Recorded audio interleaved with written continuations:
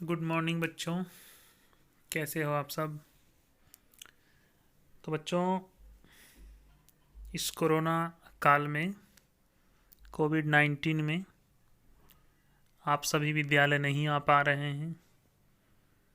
तो हम लोगों का प्रयास है कि ऑनलाइन मोड में इस तरह के वीडियो के द्वारा हम आपके कोर्स को कंप्लीट करवा पाएँ।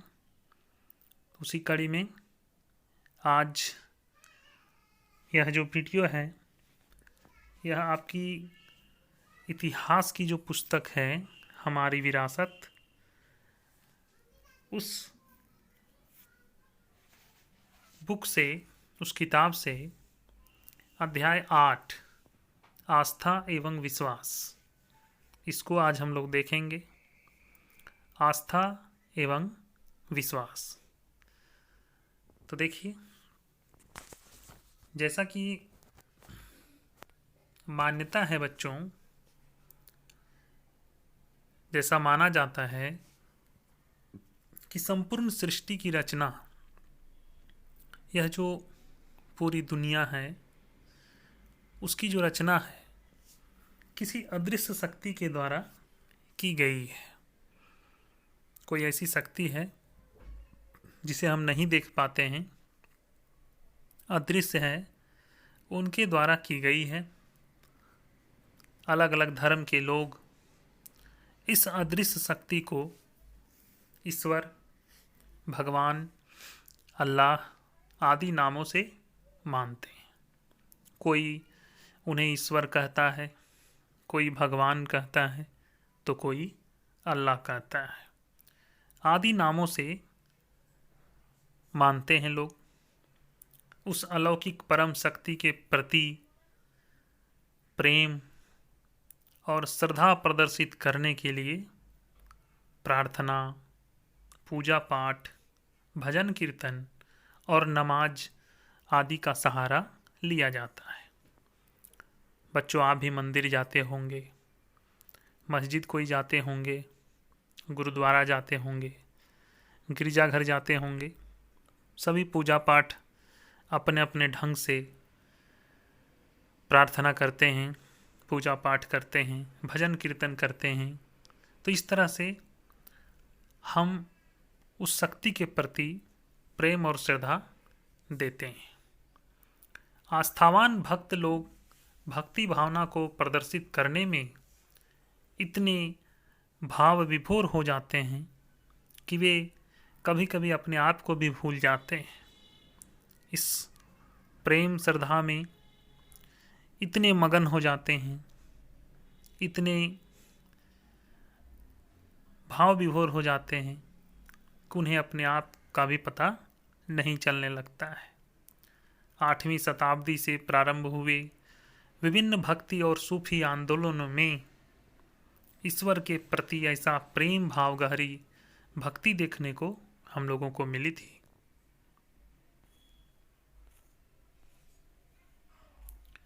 आइए सबसे पहले आस्था की बात करें। मध्यकाल में नए नए राज्यों के उदय से पहले अलग अलग समूहों के लोग अपने कुल देवी देवताओं की पूजा किया करते थे। नगरों के विकास के साथ साथ व्यापार भी बढ़ने लगा था। जैसे जैसे नगरों का विकास हुआ, व्यापार भी बढ़ता ही चला गया। शक्तिशाली शासकों ने बड़े भूभाग पर अधिकार जमा लिया था। जो लोग शक्तिशाली थे, वे लोग क्या करते थे, तो बड़े बड़े भूभाग पर अपना अधिकार जमा लिया करते थे। इन कारणों से लोग एक दूसरे से ज़्यादा जुड़ने लगे। लोगों में विचार विमर्श का एक नया दौर शुरू हो गया।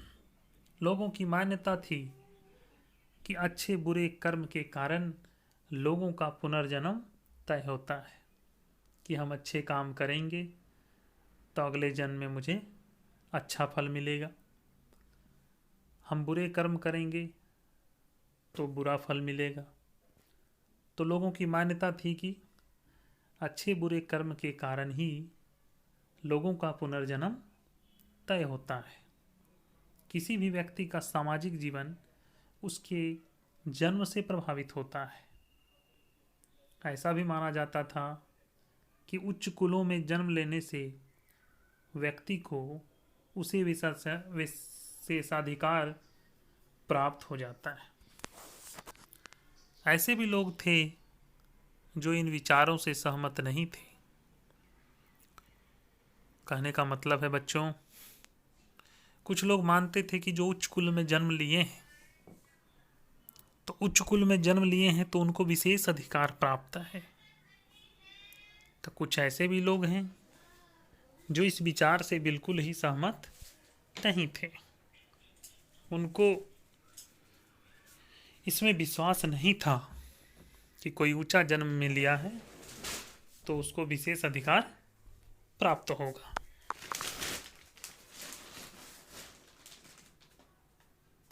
इन परिस्थितियों में जैन और बौद्ध धर्म के उपदेशों ने उन्हें काफी प्रभावित किया।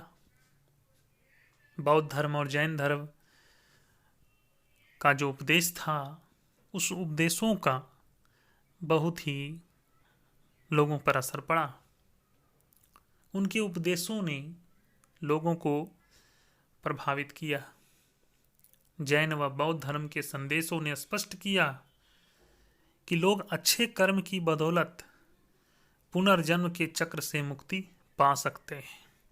अगर हम अच्छे कर्म करेंगे तब पुनर्जन्म का जो चक्र है उस चक्र से हम मुक्त हो जाएंगे। श्रीमद् भगवद गीता के अनुसार व्यक्ति जब भक्ति भाव से ईश्वर की शरण में जाए तो उसे इस बंधन से छुटकारा मिल सकता है। ठीक है बच्चों, समझ पा रहे आप? पुराणों में वर्णित पूजा की पद्धतियों को स्थानीय पंथों ने भी अपनाया। पुराणों में जो पूजा पाठ के जो नियम हैं उसको आज भी स्थानीय पंथों ने अपनाया। पुराणों में इस तथ्य को स्पष्ट किया गया है कि भक्त किसी भी जाति धर्म का हो, सच्ची अगर भक्ति करे तो ईश्वर का सानिध्य प्राप्त कर सकता है। अब देखिए, तीर्थ यात्राओं की बात करें। राजाओं द्वारा धार्मिक स्थानों पर विशाल मंदिर बनाए जाते थे। बहुत ऐसे राजा हुए हैं जो बड़े बड़े मंदिरों का निर्माण कराया है। तीर्थस्थल मानकर साधु संत एवं आम लोग वहां इकट्ठा होते थे। संत के उपदेशों को लोग आध्यात्मिक उन्नति के लिए आवश्यक समझते थे। इन उपदेशों को सुनने और मंदिरों के दर्शन के लिए लोग तीर्थ यात्राएं करते थे।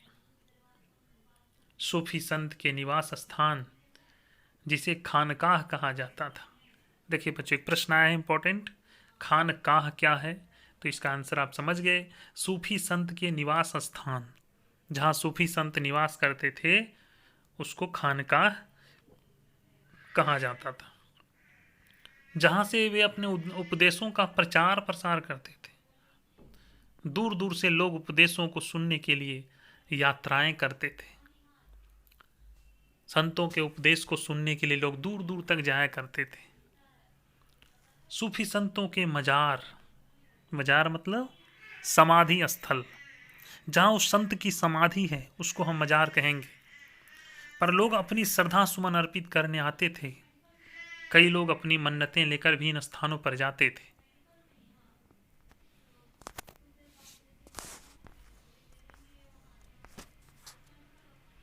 अब आइए हम लोग देखें सहधर्मी पंथ। बच्चों, पॉइंट वाइज मैं समझा रहा हूं, अच्छे ढंग से आप समझिए, और जहां भी आपको ज़रूरत लगे आप अंडरलाइन भी कर लीजिए बुक में। मैं बिल्कुल एकदम बुक की भाषा में पढ़ा रहा हूँ, आपको बता रहा हूँ, ताकि आपको इस चैप्टर के जो प्रश्न उत्तर होंगे वो बहुत आसानी से आपको उसके आंसर मिल जाएंगे। इसलिए मैं एकदम बारीकी से बुक में लाइन बाय लाइन आपको समझा रहा हूँ। दक्षिण भारत में भक्ति आंदोलन का व्यापक प्रचार हुआ। दक्षिण भारत में भक्ति आंदोलन का व्यापक प्रचार हुआ। दक्षिण के संतों तथा दार्शनिकों ने भारतीय धार्मिक विचारधारा की एक ऐसी भक्ति भावना प्रवाहित की जिसमें मनुष्य ने ईश्वर की श्रेष्ठता को स्वीकार करते हुए अपने आप को उसके प्रति समर्पित कर दिया। कहने का मतलब है बच्चों कि दक्षिण के संतों ने, दक्षिण के दार्शनिकों ने अपनी जो भारतीय धार्मिक विचारधारा की ऐसी भक्ति भावना मतलब प्रवाहित की जिसमें मनुष्य ने ईश्वर की श्रेष्ठता स्वीकार कर ली और अपने आप को उसके प्रति समर्पित कर दिया। दक्षिण भारत में 7वीं से 12वीं शताब्दी के मध्य शैव, नैनार और वैष्णव अलवार, शैव को हम नैनार बोलेंगे और वैष्णव को अलवार बोलेंगे, संप्रदायों ने धार्मिक आंदोलन का नेतृत्व किया। अलवार और नैनार पंथ में सभी जातियों के लोग होते थे। इसमें पुलैया और पनार जैसी निम्न समझे जाने वाली जातियों के लोग भी शामिल थे। नैनार और अलवार साधु संत घुमक्कड़ प्रवृत्ति के होते थे। घुमक्कड़ प्रवृत्ति कहने का मतलब क्या है बच्चों? घूमते रहते थे, यहाँ वहाँ विचरण करते रहते थे। दोनों पंथों ने ईश्वर के प्रति व्यक्तिगत भक्ति को ही मुक्ति का मार्ग बताया। अलवार और नैनार संप्रदाय जो थे उन्होंने भक्ति को ही मुक्ति का मार्ग बताया। उन्होंने प्रेम और व्यक्तिगत ईश्वर भक्ति का संदेश समस्त दक्षिण भारत में स्थानीय भाषाओं का प्रयोग करके पहुंचाया। पूरे दक्षिण भारत में वहाँ की जो स्थानीय भाषा होती थी उसमें उन भाषाओं में भक्ति भावना का प्रचार किया, संदेश दिया। उन्होंने बौद्ध और जैन धर्म की कटु आलोचना की। बौद्ध की भी आलोचना की और जैन धर्म की भी आलोचना की। दोनों धर्मों की आलोचना की। वे अपने भ्रमण के दौरान जिस गांव कस्बे में जाते थे वहां के देवी देवताओं की प्रशंसा में कविताएं रचकर उन्हें संगीतबद्ध कर देते थे। नैनार जो थे शिव भक्त थे। नैनार संतों की संख्या 63 थी। ध्यान देंगे आप लोग बच्चों कि नैनार क्या थे? वो शिव भक्त थे। नैनार संतों की संख्या 63 थी और विष्णु भक्तों को अलवार कहा जाता था। नैनार मतलब शिव भक्त और अलवार मतलब विष्णु भक्त। अलवार संत एकेश्वरवादी थे।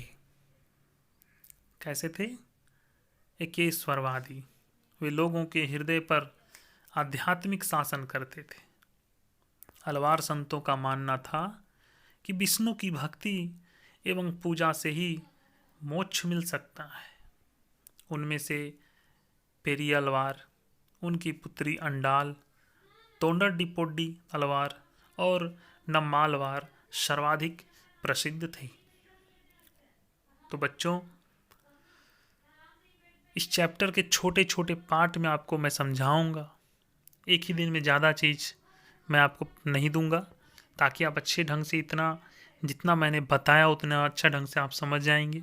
फिर अगले पार्ट को हम लोग नेक्स्ट वीक देखेंगे, अगले सप्ताह देखेंगे। उन एक सप्ताह के बीच आप अच्छे ढंग से रिवाइज करेंगे। और अगर यह वीडियो आपको पसंद आया है बच्चों तो इस चैनल को सब्सक्राइब कर लेंगे ताकि इस तरह के शिक्षाप्रद वीडियो आपको तुरंत मिल जाए। जैसे ही वीडियो अपलोड होता है आपको मिल जाए, इसलिए सब्सक्राइब जरूर कर लीजिएगा, तभी ना आपको वीडियो प्राप्त होगा। और वीडियो को ज़रूर देखें बच्चों, पूरा देखें, चूँकि यह आपके सिलेबस पर आधारित है, यह आपके कोर्स से आधारित है। ठीक है बच्चों, मिलते हैं इसी तरह से इम्पॉर्टेंट वीडियो के साथ। तब तक के लिए धन्यवाद। आपका दिन शुभ हो।